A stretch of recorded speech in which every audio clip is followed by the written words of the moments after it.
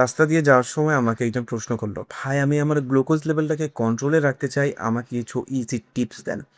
আমি তাকে ৩টা ইজি টিপস দিয়েছি। প্রথমত আমি তাকে বলেছি, আপনি যখন সকালে নাস্তা করবেন, সকালের নাস্তায় চেষ্টা করুন কার্বোহাইড্রেট আপনি যতটা কম পরিমাণে রাখতে পারেন। অর্থাৎ হচ্ছে আপনি veggies Khan, protein Khan, but আপনি চেষ্টা করেন কার্বোহাইড্রেট অনেক কম পরিমাণে রাখার জন্য। যদি আপনি নাস্তার মধ্যে কার্বোহাইড্রেট কম পরিমাণে রাখতে পারেন, এটা একটা আপনার হেলদি ব্রেকফাস্ট হবে। ফলে সারাদিন আপনার হচ্ছে রক্তের মধ্যে শর্করার মানটা ঠিকঠাক থাকবে। দ্বিতীয়ত আমি তাকে বললাম, আপনি যখনই নাস্তা করেন না কেন, দুপুরে খাবার খান না কেন, আপনি রাতের খাবার খান না কেন, চেষ্টা করেন আপনি যেন খাবারের মধ্যে কার্বটা সবার শেষে খান। অথচ আগে আপনি ভেজিস খেয়ে নেন, প্রোটিন খেয়ে নেন এবং আপনি যখন হচ্ছে ভেজিস আর প্রোটিন দিয়ে হচ্ছে পেটটা ভরায় নিবেন, আপনি যখন সবশেষে কার্ব খাবেন, ফলে তো আপনি কম পরিমাণে কার্ব খেলেন। ফলে হচ্ছে কম পরিমাণে কার্ব খেলে আপনার রক্তে হচ্ছে গ্লুকোজের মাত্রাটা নিয়ন্ত্রণে থাকবে, আপনার রক্তে হচ্ছে চিনির মাত্রাটা হচ্ছে কম থাকবে।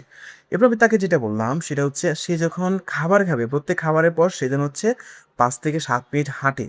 ৫ থেকে ৭ মিনিট হাঁটলেই তার হচ্ছে রক্তের শর্করার মানটা ঠিক থাকবে বা হচ্ছে তার গ্লুকোজ লেভেলটা ঠিক থাকবে। এছাড়াও আমি তাকে হচ্ছে একটা বসে, বসে ব্যায়াম করতে পারে এমন একটা ব্যায়াম শিখিয়ে দিয়েছিলাম। আপনি যদি সেটা শিখতে চান তাহলে হচ্ছে চিনিটাকে কমেন্ট করুন আর এই ভিডিওটা শেয়ার করুন।